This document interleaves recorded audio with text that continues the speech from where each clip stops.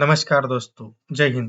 तो आज के वीडियो में हम लोग देखने वाले हैं आलोक पांडे सर संदीप सर के शो में आए हुए हैं। वो भी अपनी लाइफ का एक्सपीरियंस शेयर करने वाले हैं। उनको फिजिक्स वाला के नाम से जाना जाता है। तो देखते गए इस वीडियो में आगे। इंडिया की 101वीं यूनिकॉर्न कंपनी के वो फाउंडर है, यानी कि उनकी कंपनी की वैल्यूएशन आज की डेट में $1 बिलियन है, नियर अबाउट 8,000 करोड़। और आप सब उनको फिजिक्स वाला के नाम से जानते हैं, पीडब्ल्यू के नाम से जानते हैं। Please give an energetic and warm welcome to the one and only Alok Pandey sir. तो गाइस आप लोग देख सकते हैं सर के लिए कितना जल्लोष है स्टूडेंट लोगों में।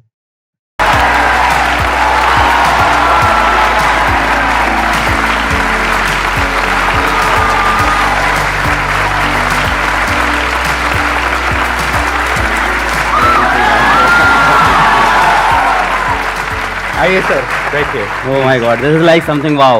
प्लीज हैव अ सीट, बैठिए। वो खड़े होके बोलना पड़ेगा। हेलो बच्चों।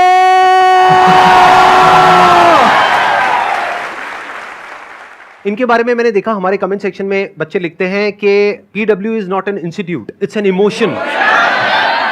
सर क्या जादू किया आपने बच्चों के ऊपर, बच्चे दीवाने हैं बच्चे इनके। मैंने जहां तक देखा है, मैंने जहां तक ऑब्जर्व किया है। मैं तो देख रहा हूँ बस आपको। अच्छा। Like that is enough for me.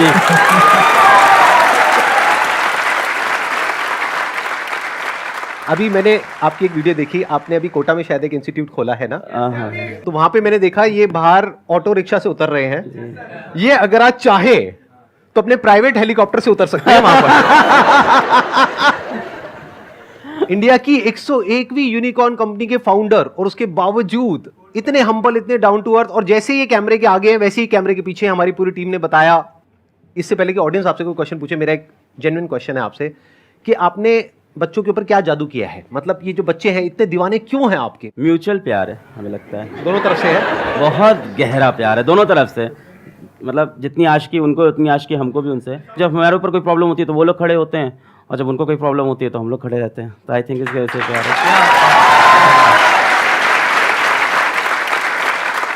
मैं एक्चुअल में पहले कभी आपसे मिला नहीं, आज हम यहाँ पे स्टेज पे डायरेक्टली पहली बार मिल रहे हैं, तो मेरा बड़ा मन था कि एक बार आपसे ऑन कैमरा मिलूं, फिर ऑफ कैमरा मिलूं, फिर आराम से बैठ कर। हमारा 2013 से मन था भाई। हम लोग तो वो देख रहे थे आपके लाइफ चेंजिंग सेमिनार, क्या भाई ये क्या आदमी है, क्या हो रहा है। And then we just couldn't imagine कि इट कैन हैपन समडे। मतलब आई लिटरली कुडंट इमेजिन। मतलब संदीप सर आपने मतलब जो नॉन बिजनेस माइंडसेट के साथ इस चीज़ को क्रिएट किया है। There are people who say a lot of good things about you, but there are still people who say things bad about you. और ये मेरे साथ भी होता है। मतलब we meet people and they are like नहीं यार उस बंदे कुछ तो चल रहा है। तो मैं कहता हूँ इधर बैठो, सुनो तुम। मेरे यूट्यूब पे 6-7 मिलियन 8 मिलियन सब्सक्राइबर हैं, उस बंदे के 20 मिलियन के ऊपर सब्सक्राइबर हैं। मुझे पता है 1 मिलियन सब्सक्राइबर में कितना पैसा कमाया जा सकता है मोनेटाइजेशन करके। तो मुझे मत बताओ उस बंदे ने क्या कंट्रोल करके बैठा है वो। I don't know how you have controlled, and this is something मुझे नहीं पता इस रूम में, इस शहर में, इस देश में कोई और कर पाएगा, कभी नहीं कर पाएगा। आप इमेजिन नहीं कर सकते हो जिस सब्सक्राइबर बेस पे ही सिटिंग, जिस अमाउंट ऑफ ऑडियंस या लोगों से ये कनेक्टेड है। Forget about the YouTube monetization, the brand deals, the anything that you can do, we never did on our own, but what a control this is. मतलब we say money secondary, money matter नहीं करता। You have proved it, like so you are a living example and a living motivation for all of अस। नहीं, this is something really great. कुछ ऐसे questions पूछने हैं इनसे जो आप सबके मन में हो, लेकिन आज से पहले इनसे कभी किसी ने वो क्वेश्चन ना पूछे हो, लेकिन वो क्वेश्चन ऐसा होना चाहिए जो आप सबकी प्रॉब्लम हो। तो हम क्या करेंगे, जैसे ही आप कोई क्वेश्चन पूछोगे, आप अपना हाथ ऊपर करोगे, क्वेश्चन पूछोगे, हम एक वोटिंग करेंगे। अगर यहां पर सब लोग अपने हाथ ऊपर करेंगे कि उस क्वेश्चन का आंसर अलग सर दें, तो वो आंसर देंगे, नहीं तो हम फटाफट से अगले क्वेश्चन पे मूव हो जाएंगे। सर मेरा ये क्वेश्चन था कि हम कोई भी जर्नी स्टार्ट करते हैं, लाइक कोई कम्पिटिटिव एग्ज़ाम के लिए प्रिपेयर करने की या स्टडी रिलेटेड, लेकिन जब आगे मूव करते हैं तो कोई भी हमारा वीक एरिया होता है या कंपटीशन देखते हैं तो डर लगता है कि और लोग हमसे बेटर हैं या हम नहीं अचीव कर पाएंगे। तो उस चीज़ को कैसे बीट करके अल्टीमेट गोल तक पहुंचना है? Good question. कितने चाहते हैं इसका आंसर दें? हाँ, सब चाहते हैं। पहली बात तो ये है कि मैं इस चीज़ पे बिलीव नहीं करता कि ये मत सोचो दूसरे क्या कर रहे हैं। हो सकता है मेरा ओपिनियन थोड़ा अलग हो, क्योंकि मैं ये कहता हूँ अगर आप IIT JEE नीट की या किसी भी कॉम्पिटिटिव एग्जाम्स की अगर आप प्रिपरेशन कर रहे हो तो ये मायने नहीं रखता आप कितनी मेहनत कर रहे हो, वहाँ ये मायने भी रखता है कि आपके साथ वाला कितनी मेहनत कर रहा है। तो इसका मैं एक छोटा सा रूल बनाता था अपने लिए, बड़ा सिंपल रूल है कि अलग तुम जब अगले 10 मिनट नहीं पढ़ रहे हो ना तो इंडिया के 100 बच्चे तुमसे आगे निकल रहे हैं, फिर 10 मिनट नहीं पढ़े 100 बच्चे और आगे, 10 मिनट नहीं 100 बच्चे और आगे। तो मैं इस चीज़ का ट्रैक रखता था।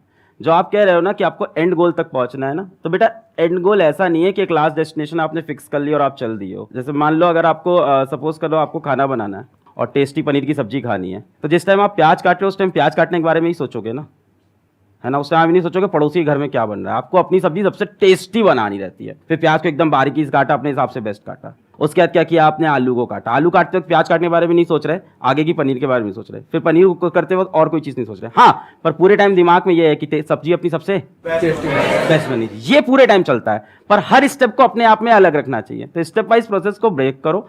और दूसरों वाले में यही है कि जब भी तुम अपना 10-15 मिनट वेस्ट करो तो खुद को सजा दो, बोलो यार क्या कर रहा है यार तू। एक रूल बना लो अपना कि हर 10 मिनट जब वेस्ट कर रहे हैं 100 बच्चा अपन से आगे निकल रहा है। एक्सीलेंट आंसर, या प्लीज, बहुत बढ़िया। अब बताइए कौन है जो पूछना चाहते हैं या चाहती है? सबको जोश आया हुआ है इस वक्त सर। सर कल रात से नींद नहीं आई है मुझे भी। मेरे को बिल्कुल नींद नहीं आई है। मैं बहुत बस ये सोच रहा था क्या पूछूं, और मेरे को यहाँ पे आके क्वेश्चंस अपने खत्म हो गए। मेरा सिंपल सा एक ही क्वेश्चन है सर, मोहमाया से कैसे दूर रहें? एक तो फाइनेंस हो गया और एक फीमेल्स हो गई, दोनों से दूर रहना है।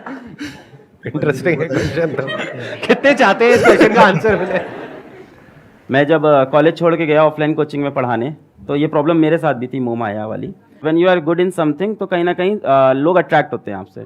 सो I got myself bold, मैंने खुद को टकला कर लिया। ये यूट्यूब पे हैं, वीडियोस हैं आपकी ऐसी? सर हाँ अच्छा है, चमकते हुए, हाँ। सो फॉर गुड 3 years मैंने बाल नहीं ग्रो किए, और बस इसलिए कि कोई मेरी तरफ अट्रैक्ट ना हो जाए, मुझसे बात ना करे, तो मैंने खुद से खुद को कट कर लिया था। तो अब ये तो तुम्हारे लिए बहुत मुश्किल होगा, है ना। काफी स्मार्ट हो तुम, तो अपने बाल तो नहीं घर लो। पे सबसे पहले तो पिताजी जूते मारेंगे। मोह माया से एक टाइम तक के लिए दूर रहना सही है। आफ्टर अ टाइम तुमको बस मोह माया में जाना ही है। Sir, I'm in first year of college. I'm in Hansraj College and I'm pursuing economics honors. Sir, my question is that अभी last 2 years से पैंडेमिक था, लॉकडाउन था, सारे एग्जाम्स ऑनलाइन हो रहे हैं, हमें पता है हमने कैसे दिए ऑनलाइन एग्जाम। सबको, हाँ। एंड अब DU के all of a sudden second same offline है, and no matter how hard I try to study, वो जो पहले वाला पेस होता था, जिस पेस से हम पढ़ते थे, जिस वे में आउटपुट और प्रोडक्टिविटी आता था, इवन अगर हम उतने आवर्स पुट इन करें तो भी वो प्रोडक्टिविटी नहीं आ रही है आफ्टर लॉकडाउन, बिकॉज समवेयर और द अदर हमने अपना वो जो स्टडी पैटर्न होता है या वे वी स्टडी वो लूज हो गया लॉकडाउन में। So how do we get back on track in terms of studying for our end semester? नहीं, हाउ इज लॉस? मतलब आप ऑनलाइन पढ़ते थे, ऑफलाइन पढ़ना पड़ रहा है, ये रीजन है? नहीं सर, ऑनलाइन में एग्जाम्स ऑनलाइन थे तो इतनी सीरियसली पढ़ाई करी नहीं, फिर वो आदत छूट गई। और बताओ डिटेल में, अब समझ में आ रहा है। सबको पता है मक्कारी से काम चल रहा था, अब मक्कारी बंद हो गई है। एग्जैक्टली सर, अब मेहनत करनी पड़ेगी। इट्स समथिंग लाइक सेइंग कि 2 साल के लिए मोहल्ले की बिजली चली गई थी, गार्ड चला गया था, तो घर लूट रहे थे अपन आराम से, अब वापस पैसा कमाना पड़ेगा मेहनत करके। It's something going like that. तो कैसे करेंगे? ऑफ कोर्स सबसे अच्छी चीज़ होती है कि मेरे साथ भी जब ऐसा होता है, जब ऐसा खराब टाइम आता है कि तुम डाउन फेस चल रहा है, नहीं सही सो रहा है, तो इंसान को अपनी पावर याद करनी चाहिए, अपनी पुरानी। और कहीं ना कहीं हम लोग ने लाइफ में हर किसी ने मचाया है, उन दिनों को अपने याद करो और उन दिनों को अपनी मोटिवेशन बनाओ, उन दिनों की चीज़ों को ऊपर अपने लिख के दीवार पे चिपका लो और इन दिनों को याद करके वापस आगे बढ़ो। इसका एक और आइडिया भी हो सकता है जो मैंने किया अपनी लाइफ में, जब मैं इस तरह से डिस्ट्रैक्टेड हो गया था। मतलब कि आप ये कह सकते हो कि बहुत सारी चीजें एक साथ कर रहा था तो एक जगह पे फोकस नहीं हो पा रहा था। तो मैंने क्या किया था, एक गाना आप में से कई लोगों ने सुना होगा, लक्ष्य मूवी का एक गाना है, लक्ष्य को हर हाल में पाना है। उस गाने को मैंने लूप में लगा लिया था, मतलब दिन में 10 बार 20 बार 30 बार उस गाने को सुन रहा हूं। तो फिर क्या हुआ था कि माइंड कुछ दिन बाद वहां पर पूरी तरह से फोकस्ड हो गया था, वन पॉइंटेड हो गया था, दिमाग में और कोई थॉट ही नहीं आ रहा था, मतलब 1% भी कुछ और माइंड में चल ही नहीं रहा था। तो ये एक तरीका होता है, यानी कि आप क्या कर सकते हो कि अपनी वो जो पावर्स जो सर ने अभी बोली कि पुरानी पावर्स जो आप भूल गए हो उसको वापस से याद करने के लिए कुछ ऐसी फीलिंग, कुछ ऐसे इमोशंस अंदर ट्रिगर होने चाहिए जो फ्यूचर आपका जो भी गोल है उससे कनेक्टेड हो और पास्ट में जो आपकी पावर्स है उससे कनेक्टेड हो। और किसी भी गाने को सुनो, जरूरी नहीं है इसी गाने को सुनना है, किसी भी ऐसे गाने को सुनो जिसको सुन करके अंदर से एक जोश आता है कुछ करने का, तो फिर ऑटोमेटिकली आप एक अलग जोन में आ जाओगे। अभी वो जोन चेंज हो गया है आपका, अभी आप अपने एक अलग कंफर्ट जोन में चले गए हो, तो थोड़ा सा शुरू में एफर्ट डालना पड़ेगा, 1-2 महीना 3 महीना, जब एक बार वो एफर्ट आप डाल दोगे तो फिर ऑटोमेटिकली वो काम होने लग जाएगा। ये गाने वाला पॉइंट बहुत अच्छा है। तो गाइस आप लोग देख सकते हैं अलग सर ने और संदीप सर ने इस बंदी को आंसर बहुत अच्छे से समझा है। तो हर कोई चीज में हमें मेहनत करनी ही पड़ेगी। ऐसे ही नहीं कि भाई कोई भी छोटा मोटा शॉर्टकट वे अपनाओ मेहनत या फिर पैसा कमाने के लिए। तो गाइस मेहनत इज मोस्ट इम्पोर्टेंट। देखते हैं आगे वीडियो में। ऐड ऑन करूंगा इसको जरूर से क्योंकि जब 2013-14 में मैं जा रहा था ऑफलाइन कोचिंग पढ़ाने, तो पूरे रास्ते कान में ईयरफोन होता था और मेरे 2 गाने थे बहुत एनर्जेटिक, जैसे सर ने लक्ष्य बताया। तो मेरे 2 गाने थे, पहला था आरंभ है प्रचंड 2013-14 से, अभी बड़ा वायरल हो गया है, हम लोग तो तब के फैन हैं, उसके लाइन्स रटी हुई थी सारी। और वो गाना जैसे सर बता रहे हैं लूप ये जो सॉन्ग सर ने बताया आराम है प्रचंड, ये बहुत वायरल हुआ है, इसलिए उन्होंने शायद ये रिमाइंड किया है। में 10 बार 20 बार, तो you start imagining your self in that song. ऐसा टाइम आ जाता है, जो मन करे सो प्राण दे, जो मन करे सो प्राण ले, वही तो एक सर्वशक्तिमान है, विश्व की पुकार है, युद्ध ही तो वीर का। तो इंसान अपने आप को एकदम योद्धा समझ लेता है। And the second song was very very energetic and that was Shiv Tandav Stotram. तो वो तो एक अलग लेवल की एनर्जी देता है। तो ऑफकोर्स बहुत अच्छी सेशन दी सर ने कि इस तरह के कोई अपने एनर्जेटिक सॉन्ग्स ले लो आप। यस, शिव तांडव या फिर हनुमान चालीसा, ये बहुत ही एनर्जेटिक सॉन्ग्स रहते हैं जो हमें दिन में सुनने ही चाहिए।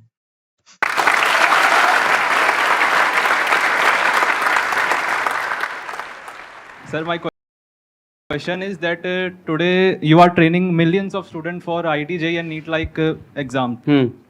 But you yourself drop out of your engineering college in the 3rd year itself. Right. And still you made it to a 8,000 crore unicorn company today. So sir, how we can achieve also such success without being dependent on the tag of a big college? लोगों को बहुत glamorous लगता है drop out, and drop out से millionaire बन जाएंगे, drop out से अपन कुछ बड़ा कर जाएंगे। सो मेरे बाद भी मेरे कॉलेज के काफ़ी जूनियर्स मैसेज किए, sir I want to drop out. तो मैं उनको क्लियर बोलता था, नहीं भाई ये रास्ता नहीं होता है, पहली बात। सो अगर आपको ये चीज़ बहुत फैंटेसाइज करती है, मैं आपको बताता हूँ कि आपको एक ड्रॉप आउट दिख रहा है, लाखों ड्रॉप आउट अभी बैठे हुए हैं, they have not made it big. तो इसको कभी भी फैंटेसाइज मत करो। सी ड्रॉप आउट करने के लिए ड्रॉप आउट करना है, बहुत बेवकूफ़ी लगती है मुझको, ये दिखाने के लिए कि अब मैं ड्रॉप आउट करके कुछ बड़ा कर जाऊंगा लाइफ में। यार तुमने वो कोर्स किसी चीज़ से सोच के लिया था ना, अब बीच में ड्रॉप आउट करके खुद ही की सोच को गलत प्रूफ कर रहे हो, पहली बात तो, है ना। अगर तुम्हारे पास डेफिनेट कोई ऐसा मकसद आ गया है और तुमको दिख रहा है वहां काम नहीं बन सकता। मैंने ड्रॉप आउट जो किया था वो सिचुएशन ये थी कि one of my friend called my sister and he said to her कि इसको वापस बुला लो, यहाँ मर जाएगा ये, यहाँ एक कुछ नहीं कर पाएगा, इसकी सारी उम्मीदें सब यहाँ पे मरने वाली हैं। अब तो एक अलग सिचुएशन थी वो, एकदम उसको मैं याद नहीं करना चाहता हूँ दिनों। कोई अच्छा फेज नहीं है मेरी लाइफ का वो कि उसको याद कर मैं बहुत प्राउड फील करता हूँ, ठीक है। अच्छा, दूसरी चीज जो आपने पूछी कि मैंने क्या डिफरेंट कर लिया या क्या ऐसा कर लिया, भाई मैंने कुछ डिफरेंट नहीं किया। सर ने बोला क्या है आसान है, तो वो एकदम सही बात है, मैंने कुछ डिफरेंट नहीं किया। जो सेट ऑफ रूल सिंपल थे उनको फॉलो किया और ट्रस्ट किया अपने ऊपर। मैंने किसी अलग पांडे से क्वेश्चन नहीं पूछा कि मुझे क्या डिफरेंट करना है, मेरे को जो खुद सही लगा मैंने वो किया। हर स्टेप पे अपने हिसाब से अपने डिसीजन लिए। मैं ये श्योर था कॉलेज छोड़ते वक्त कि मुझे पढ़ाना और मैं पढ़ाने में करके दिखा दूंगा। हमने जो डिसीजन लिए उस पर मैं लगा रहा कि इसको मैं सही करके दिखाऊंगा। ऐसे कोई भी डिसीजन आप लोगे, हर चीज में ऊपर नीचे चलता रहता है। So you have to stick to it और फिर उसको डिफेंड करना होता है। और कई बार बहुत बुरे फेजेस आते हैं तो उसमें भी आपको होल्ड ऑन करना होता है। तो मैंने उन फेजेस को होल्ड ऑन किया और मैं चलता रहा। यही था। मेरे पास भी जॉब ऑफर्स थे, सबको पता है, एक एक करके जॉब ऑफर्स चेंज होते गए। मेरे पास एक बार बीच में एक मार्केटिंग का जॉब ऑफर हुआ था, मैं कभी डिस्क्लोज नहीं किया। ये इनिशियली आ गया था 6 लाख रुपए का मार्केटिंग का job offer, because I what good in speaking skills. तो मार्केटिंग का जॉब ऑफर आ गया था, तो आई डिनाइड दैट क्योंकि मुझे पढ़ाना था। तो अपने गोल में मैं स्टिक था और क्या। गाइस आप लोग देख सकते हैं सर ने बहुत अच्छे से एक्सप्लेन किया इस बंदे के आंसर क्वेश्चन को।